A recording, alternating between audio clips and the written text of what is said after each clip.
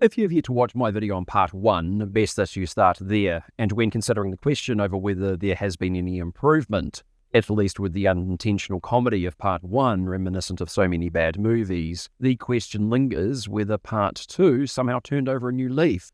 Well, yes, Redcliffe part 2 is a better attempt, and I shall leave it at that. First and foremost, to the positives.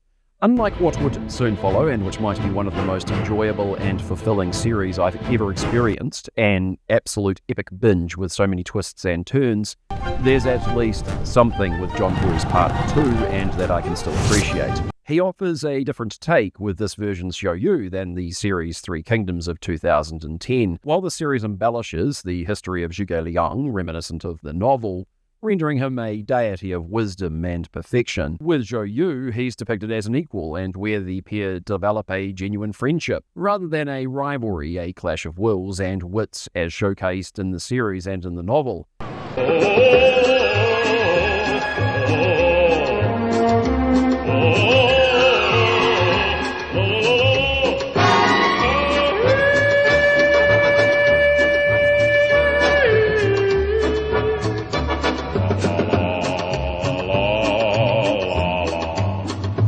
It is at least something different, perhaps more historically accurate than the silliness of the rivalry as depicted in the show, although I do find it more entertaining with 2010's Three Kingdoms. Cao Cao also receives a compelling scene for once, where we receive some semblance of charisma and nuance as he empowers his subordinates, emphasizing the significance of their undertaking, to the importance of pacifying these rebellious warlords, and how this shall finally usher in a new era of peace. Regarding the cinematography, the Battle of Chibi as depicted is rather impressive in its grandiose scale and its scope. There is an evident attention to detail, and the extended sequences as the armies of Liu Bei and Sun Quan coordinate their offensive as arrows rain down from overhead is both clinical and compelling. Nevertheless, the film takes a fair amount of time gearing up for the main event and still contributes with plenty more of the stupid. Naturally, we need more for our heroines Sun Changxiang and Xiao Qiao to do.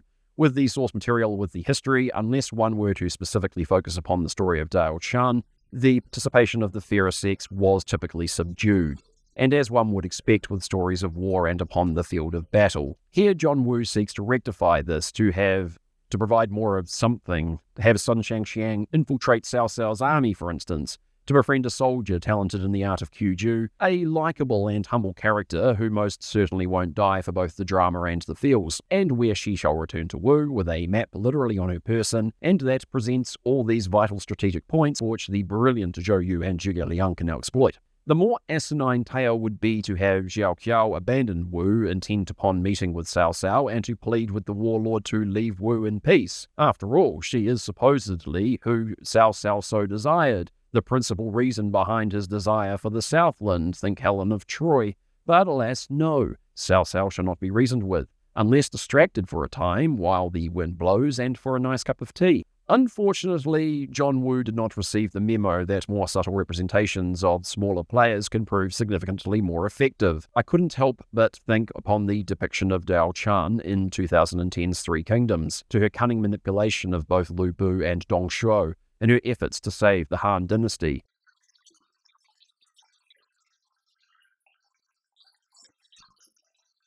Or to the wisdom and savviness of Lady Wu, deflecting the inanity of Zhou Yu's machinations, recognizing the political importance with forging an alliance with Shu Han to preserve her home state and the legacy of the Sun family. 来，刘备，请。太夫人请。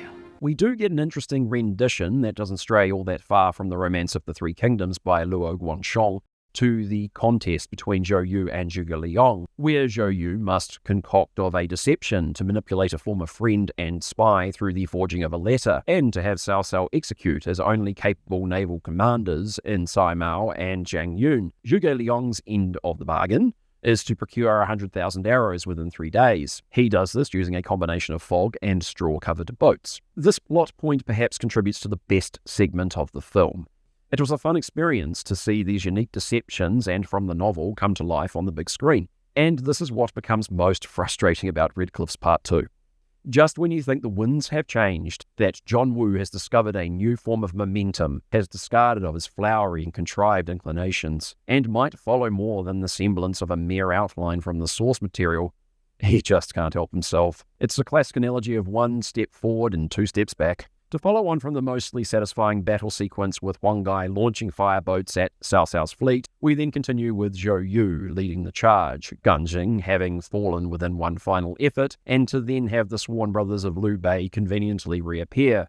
Zhou Yu and Zhao Yun become their dynasty warrior counterparts, cutting directly through the concentrated horde of faceless enemies. Zhou Yu intent on rescuing the damsel in distress and to kill Cao Cao. What can only be summarized that follows is just a mere schlock, including the ridiculous sequence that reminded of earlier episodes from Popeye the Sailor.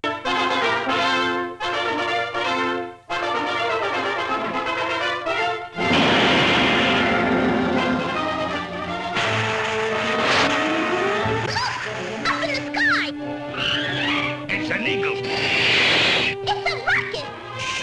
It's a meteor. It's Popeye the Sailor. Hooray! It's my Popeye!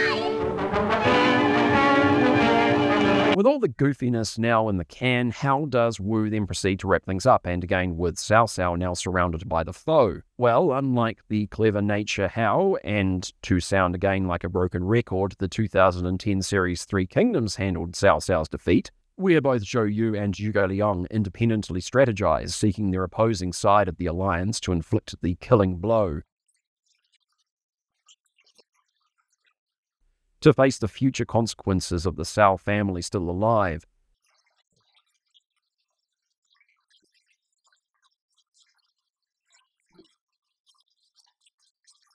Only for Guan Yu to then allow Cao Cao to flee and to repay of an earlier mercy and kindness when he had been a captive of the Northern Warlord.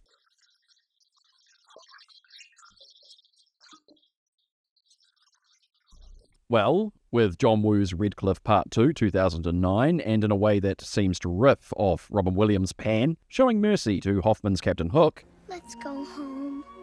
Please. He's just a mean old man without a mommy. I want you to take your ship and go. I never want to see your face in Neverland again. Zhou Yu just lets Cao Cao free and to fight another day. Oh, and Ming Ming makes an appearance at the end.